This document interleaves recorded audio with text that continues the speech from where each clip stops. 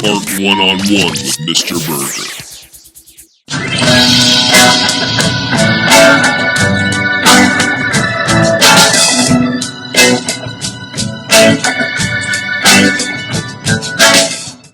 Welcome to another episode of Art One-on-One. I'm your pod boss, Nichole Jordan, alongside your professional artist and master educator, Mr. Burgher. Yay! Are you ready for the Super Bowl?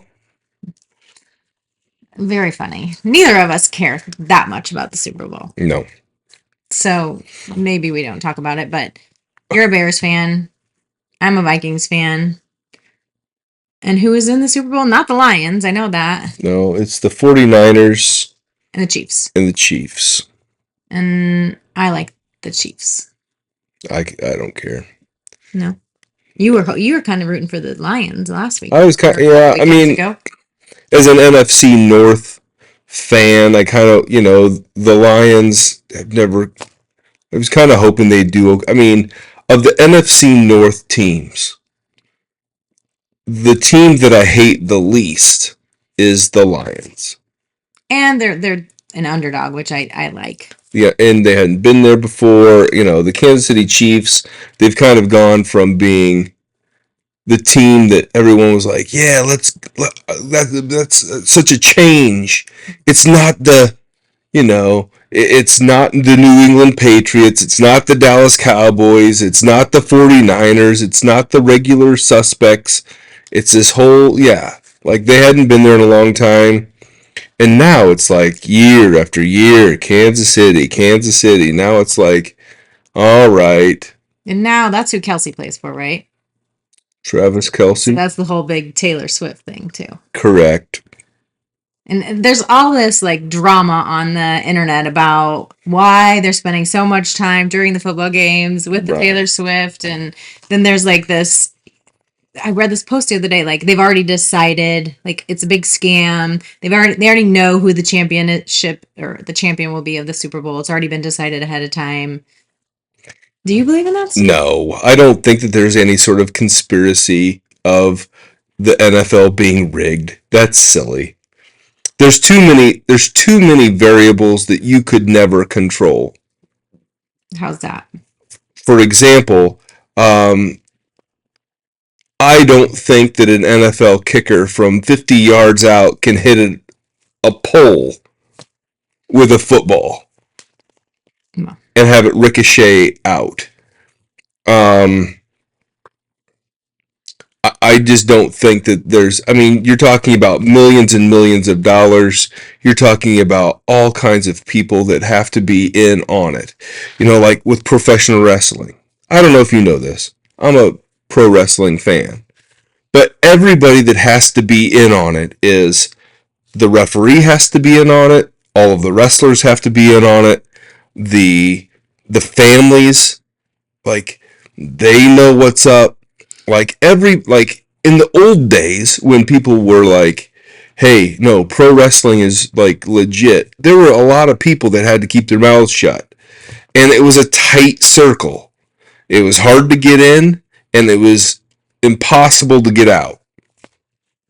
And the NFL is way bigger than that. And you would have so many hundreds, because you've got special teams, you've got practice teams, you've got the starting offense, the starting defense, you've got all of these people, all of the referees, all of the people that are constantly circulating through. Nobody could keep quiet. Not everybody could keep quiet. It would, right. Yeah, do I think that there's like maybe point shaving or something like that? Like if, I think that there are, but I think that there's a whole lot of sports gambling companies that, college kids are getting hammered on right and left for that sort of thing. So I doubt. I think that the NFL keeps a pretty tight leash on those, the gambling and the this and the that, and it's kind of understood what's up. And so I don't think that there's anything funny going on with the NFL. There's always going to be someone that's But saying there's a conspiracy, and there's always going to be exactly. someone complaining about something regarding. Well, when your team sucks, I mean, I'm a Bears fan. You're a Vikings fan. We know what it's like to root for teams that aren't very good. And the past couple of seasons, the Bears have not been very good. Well, it would be easy to say, well, it's rigged. That's why the Bears stink. It's because it's rigged. Well, the reality isn't because it's rigged. The reality is because they're just not very good right now. Right. And hopefully, with 1,000 first-round draft picks, the Bears will be able to be a little bit more competitive next year. But who knows? That's just part of sports. That's part of being a real fan and not a fair weather fan who, these people that jump teams every couple of years and, one year they're wearing the Chiefs, the next year they'll be wearing the Packers, the next year they're supporting the Cleveland Browns or whoever's hot that year. And, back in the day when we were growing up, everybody was a Dallas Cowboys fan, and where are all those Dallas Cowboy fans now? They're few and far between. The true diehards are still out there, but a lot of those would-be Dallas Cowboy fans are probably Kansas City Chiefs fans now. But in a couple seasons, they'll be Chicago Bears fans. And I'll say, get off the train. You are going on a rant. Well, that happens. Well, interestingly enough, being the intuitive person that I am, when I went into Journey into the Archives, I was trying to pick out something that sounded interesting as far as videos, like not covering an artist, but maybe a piece of art or a topic of art. And so... Covered those. Yeah. So I clicked on a video called Courbet's Artist Studio. Courbet's Artist Studio, which is a painting done by Gustave Courbet. Yes, correct. And it's like football themed. Right. Like some of my videos, I mean, it's just like, this is a video on artist, artwork, time period, and then I put like little funny clippets. Little funny... We were doing 3 years ago when this was released. But then there are some that are very themed. Like I have an office themed video. I have actually I do have a wrestling themed one. Thomas Eakins. Because I had Bret the Hitman Hart do the introduction, and I did like an NWO, WW, or WCW type theme for the beginning, because I was a big Hollywood Hulk Hogan, Kevin Nash Outsiders fan. Anywho, I did do a pro wrestling themed one, and every year during the Super Bowl, I do a football themed one. So this week, I've got a football themed one coming out. Yeah. So this one was during Super Bowl 54. Correct. I guess I don't. What does that have to night? Was this tied to the time frame of Courbet's art being published? Well, usually what I do is I'll take the 54 and I'll say, well, 1754 reminds me of 54, 54 reminds me of this, and this reminds me of that. Yeah. And it leads down the path. Yeah. So this particular video, Artist Studio, it was kind of confusing to me because at first I actually clicked on the video thinking it was a video about the Artist Studio, like describing his environment that he lived in and whatnot. But it actually is not. It's actually a piece of his art. Right. It's a painting that is titled Artist Studio. And it is basically capturing different perspectives of his or points in his life or people in his life. Right. I mean, it's divided up. So basically one half is his old friends, one half is his new clients and people that were paying him to make art and those sorts of things. And it showed like the old, like where he's from, basically, and where he's evolved into, and it was kind of like a timeline, wasn't it? Yeah, kind of a timeline, but in an but in a artistic way. Yeah, in a different sort of way. It kind of showed his feelings and opinions about art in the center. Yep. He's in the middle with the painting and the landscape and the model and the little kid and the cat. It's all kind of, they all go together to give his take on art and that sort of thing. Well, when I think of going to an art gallery, I think of looking at art pieces like that because, like you're looking at different pieces and trying to decipher what different things mean in that, right? Like the little boy that you talked about in the center and his perspective on, how important or the importance of that little boy or the cat or whatever. I'm trying to think. Oh, and the nude lady that was behind him. I didn't really understand the significance of that, though. Well, the lady figure, the female model figure, represents nature. It represents like his muse for making art. And on the painting, it's a model, or it's a landscape, and she's the model, so she is kind of reflecting nature, and nature is reflecting the muse, and so they kind of behind him. What's the significance of that? Because she's just there as a symbol. She's not really a model. Okay. She's more there as a symbol of a model or the symbol of nature, as opposed to something real. Because he has a model there, but instead he's painting a landscape, and so it's kind of giving a deeper impression. I'll tell you where my head went with that, being the non-artist that I am. Okay. Like when she was behind and I didn't know, like I hadn't heard that part of the video yet or whatever. Remember how you were talking about like painting the other day and you wanted the artist to like close their eyes and paint, like, so paint their vision or paint what they saw in their mind instead of what they saw in front of them. Right. I was thinking, oh, that's what he's doing right now. He like looked at her and then she's back there and he's got this vision and he's painting and it's like this. That's where my mind went. But she's not in the painting at all. I understand. I didn't see that piece of it, right? Like there's a lot in that. There's a lot going on in that. Well, there's a lot of different people. There's a lot of storylines that are kind of interwoven through the artwork. So it's a very complicated piece to read, so to speak. And, back in the day, like people would read a painting like reading a book. They would know the symbols. They would understand the meaning of a lot of these things. And so, there's an art to being able to read it, just like being able to read music or being able to read other sorts of things. It's a language in and of its own. Well, but isn't that kind of the purpose of the painting? Is different people are going to interpret it different ways? So how is it it seems like that's true and untrue at the same time. I mean, in our modern world, when you're looking at contemporary art, a lot of times you want people you bring your baggage and you interpret it how you want to interpret it.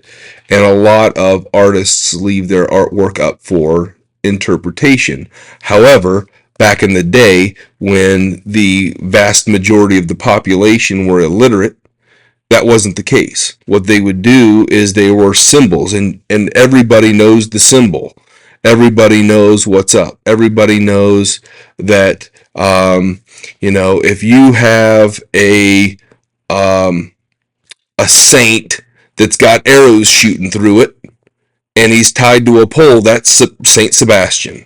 And this is what Saint Sebastian means, and this is the symbol for Saint Sebastian. So there is no interpretation. That's who it is, and that's what that means. And in our world today, because we are a more literate society, we want to read the words on the page. We want a direct explanation, as opposed to looking for all of the little symbols that are in the work of art to be able to tell the whole story.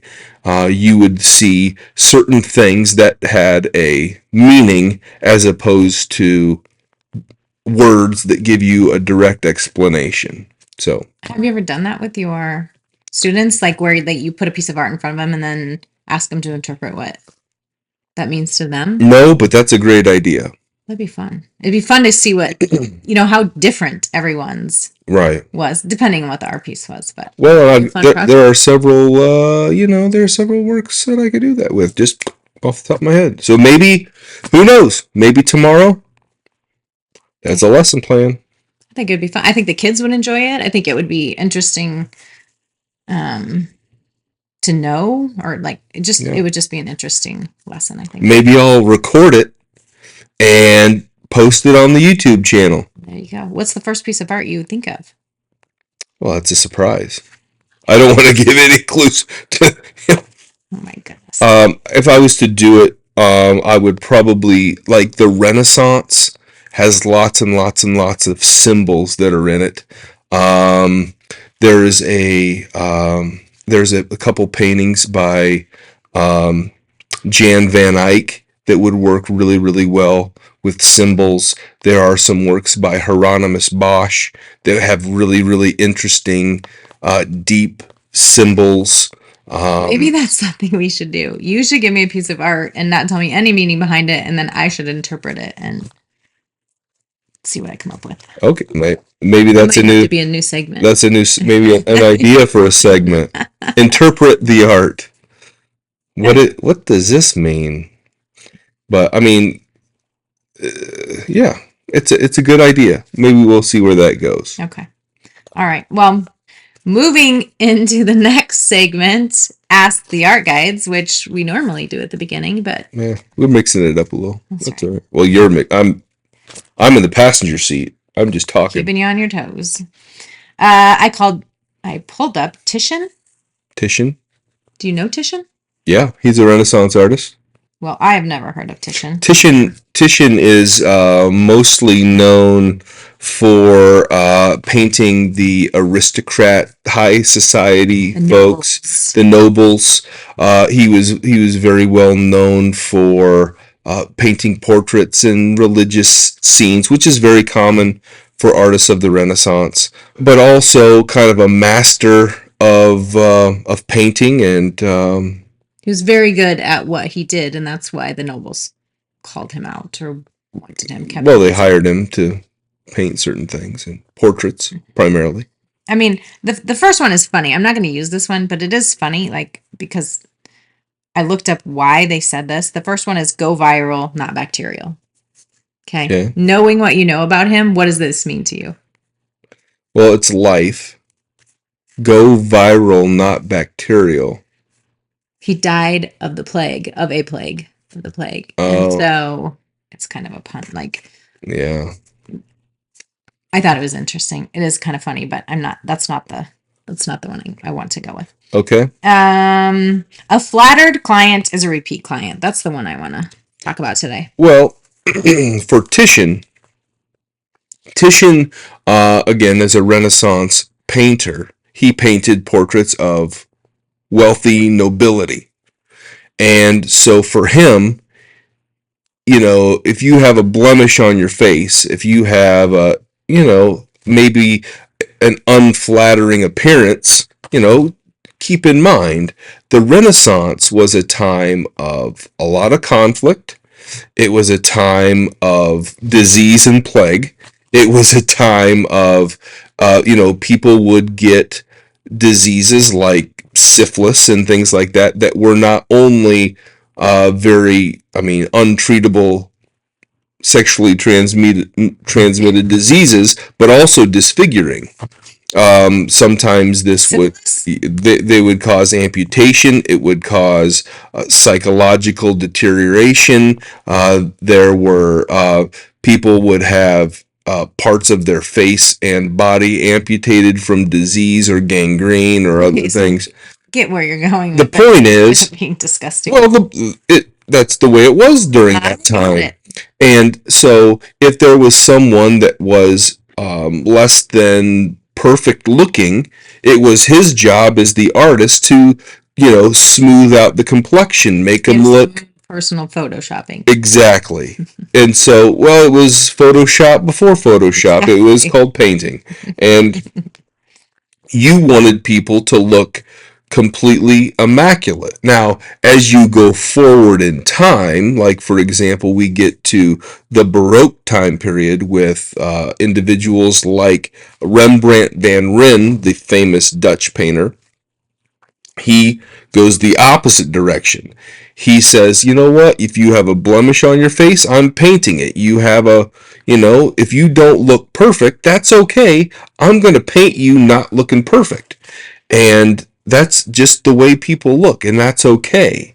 And so we see this swing, this pendulum of people that are trying to make people look perfect, and like superheroes and like physiques of Zeus and whatever, and then you look fat and clumpy and cellulite and a zit on your nose. How many times that's cycled? Like, because A lot, we're going but- through that right now, the other side of that, where, I don't know, 7 years ago, like it was swimsuit models and Barbies and skinny and, photoshopping everything. And now it's like, putting all these models out there that are comfortable in their own skin, whether they're overweight or not, or blemishes and all. Like, we're seeing that cycle. Right. Well, I think the world right now that we are in and or entering is a little bit more,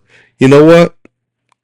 Less superficial? Yeah, well, I don't know if we're less superficial. I don't know if I'd go quite so far as to say that, but we're certainly more accepting of people that are different. I think that, and I mean different in a lot of different ways. Yeah. If you want to have short hair, if you want to have long hair, you want to, if your build is short and stocky or long and skinny or whatever it is you look like, regardless of your complexion, regardless of your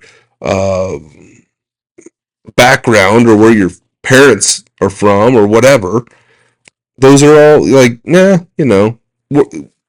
come as you are and put on an outfit and let's take some photos. Right. Or whatever it might be. I would much rather prefer what we're going through now, like people accepting or like really being authentic in who they are and being comfortable doing that. And it's interesting how the media plays such a role in that, Right. Like it is totally the media that, before it was like, this is what the media pushed and this is what you saw.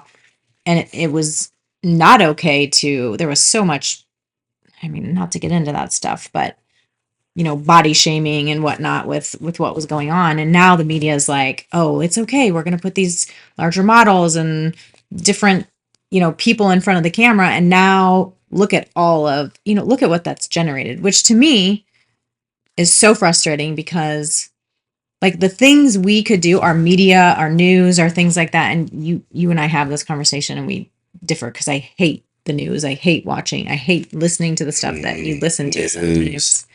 And like, there's so much good that they could be doing. Instead, they focus on, oh, this disaster is going on, this whatever's going on. This, but I think that's part of the news is reporting what's happening. And sometimes, if there's a natural disaster, I think the news has an obligation to report on it. Do they though? Yes, they do. They do for that specific area, but does the world need to know? Yes. We didn't know it years ago. Yes, we did. And we still made it. We still knew. When the Titanic sank, do you think they said, we'll just keep it to ourselves? Nope, it was world news. Everybody knew. You know why? Because it was a big deal. When there was it's constant. When Mount St. Helens exploded in Washington State, I don't know if you remember it. I do. Nope. And when it blew off, it was world news. Everybody knew about it. People were talking about it. And I had family there. I had family that was affected by it. So if you don't think that it's important enough? Okay, but you're going to hear about that from your family, and that's who you should hear it from, not from the news. Like, there's too much. Yeah, we are totally going to disagree on that. There's so much constant negative stimulation. Our nervous systems are so overloaded, and we wonder why mental health is an issue. I think that mental health is an issue for lots of reasons. It is, but and it's not because people are watching the news. Okay. I think that I think that you are incredibly sensitive to the things that you hear. You can't have a movie or a television show or a news broadcast in your earshot, or you have a meltdown because, oh my God, my sensitivities. I Oh, don't have a meltdown. I just no, you do. If it's sad, it like impacts me, and then I'll be sad for the next hour. Or Exactly. if it's And so I think that maybe the mental health crisis is right there in your lap, not out there in the world. And I think that it's, in my lap. What are you meaning by that? I think it's you. I think it's a you issue, not the general population. I think it's a you problem. Okay. And I think that an informed person wants to know what, there are people that are more interested in politics or more interested in what's happening, but I think that it's generally a good idea not to keep things a secret from the people. If there's a weather storm that's coming from Colorado into Nebraska, you don't think people in Nebraska want to know about I it? do, but I don't think they should sit here and say, well, I think it's going to be 12 inches or 12 feet of snow and put this fear in them. Okay, how about You don't want anybody to be storm prepared. coming, be prepared. It could be larger amounts of snow, but like it's like, oh, snow and ice, and don't be driving, and there's going to be blizzard conditions, and then it snows an inch, and then everybody's in a tiff and going to the grocery store and buying all the toilet paper and the whatever, and I mean, people need to be prepared. there is a balance there. We are over-prepared, overstimulated. There's too much negative. No, it's not true. They can focus on more positive stories in the world. I think that a lot of news organizations could bring out positive stories, but that's a totally different argument. You're talking about two different things. Could they talk about positive things more? Absolutely. Balance between but do I think that they have an obligation to report on what's happening in the world? I think those things that's also true. Well, before this gets too heated, because we are going to agree to disagree. That's fine. And as I've told you before, I'm not going to say I agree to disagree. I'm just going to say I'm going to disagree. This agree to disagree. It just means that there's no bitterness. That's all it means. There is bitterness because I think that you're wrong. And I'm okay with calling you out, saying no. That doesn't mean you're bitter towards me. But I am. But I'm going to go back to I'm going back to another idea here. Now, you are afraid of the news and things like that, but I do think that you're good at providing advice to others. And keeping that in mind, I'm going to go back to a little segment, Ask the Pod Boss. And I think this is on brand with where we're at right now. Okay, we will see. The letter begins, this is no gag.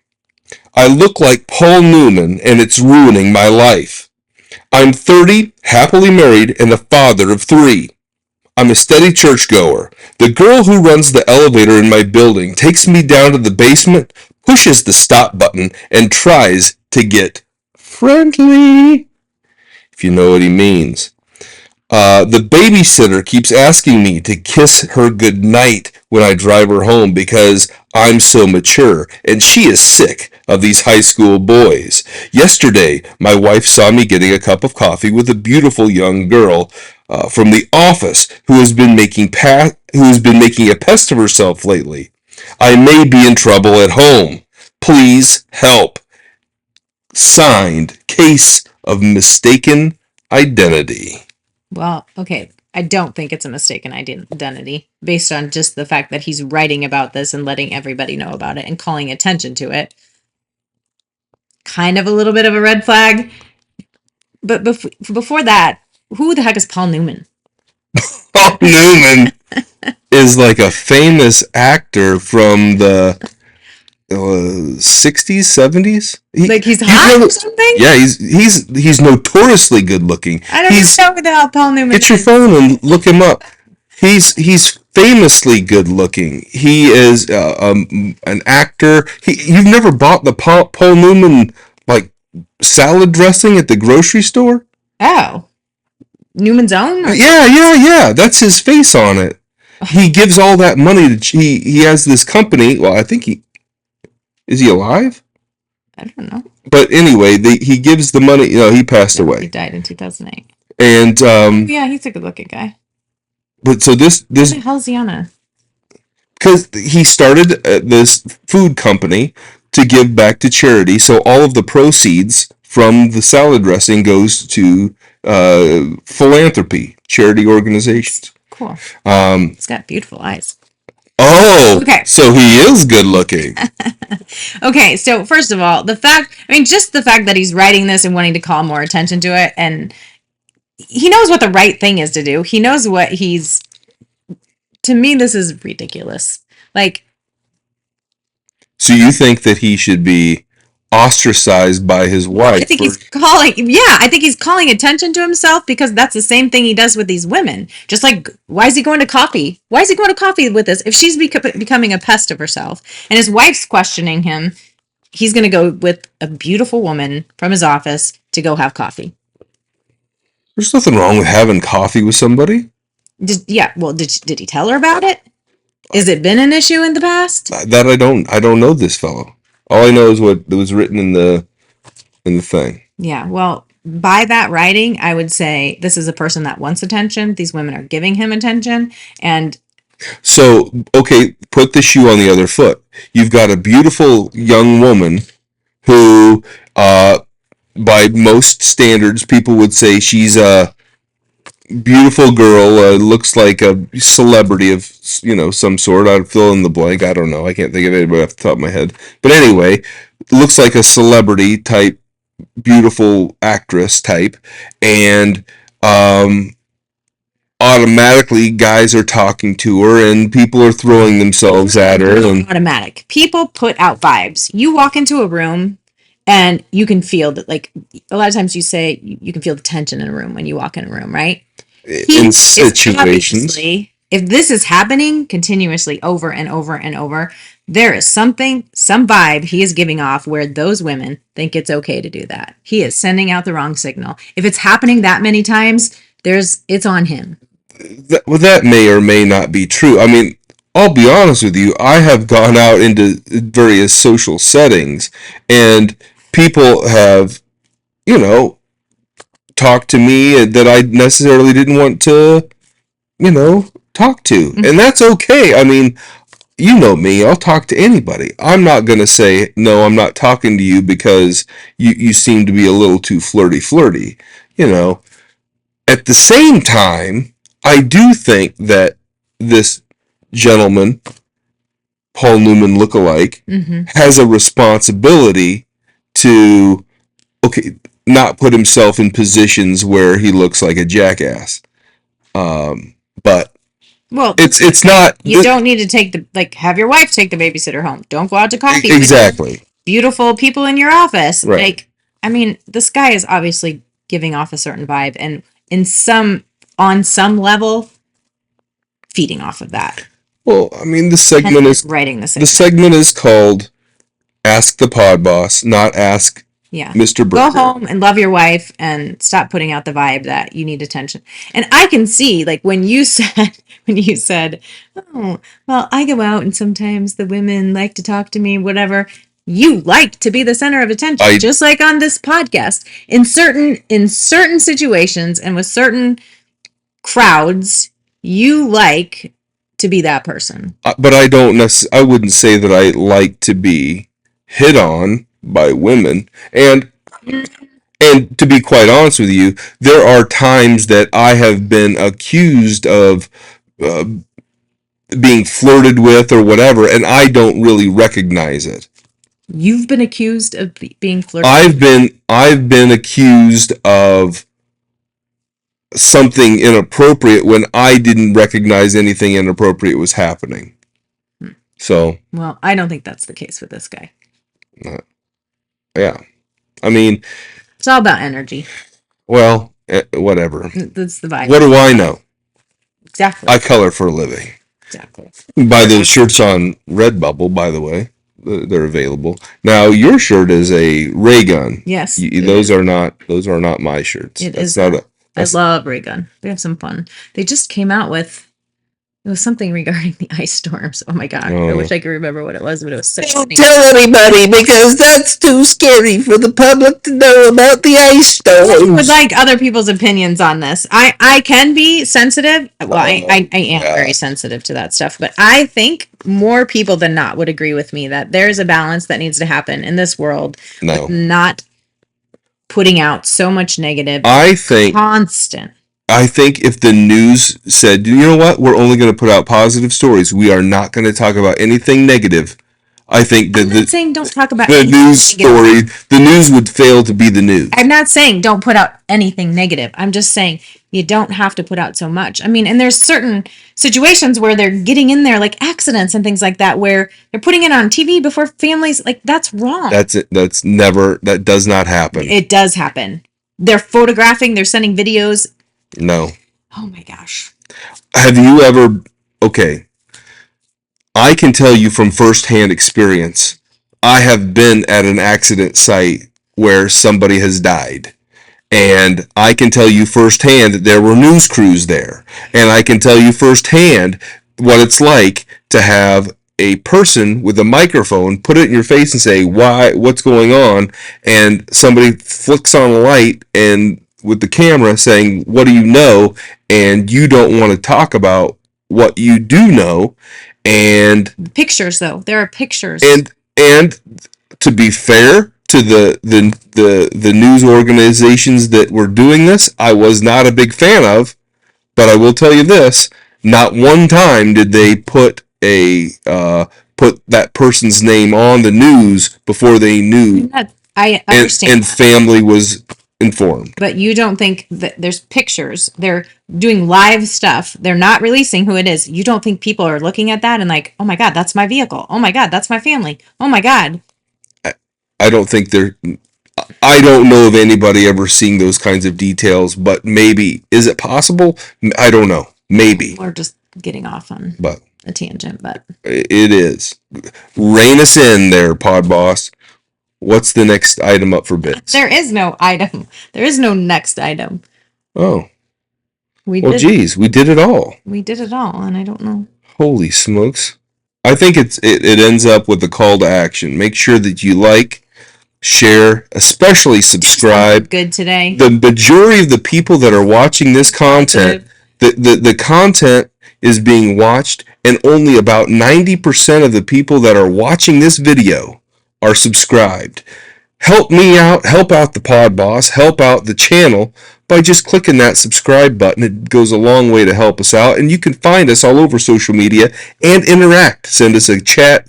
Give us feedback. Give us fun topics you want to cover. Like, we're always looking for things to talk about. Artists, whatever it is you want us to cover. Argue about it or disagree on. And yeah, just don't bring up any weather events or the news, because this one can't handle it. Anyway, all right. Thanks for watching. Bye-bye.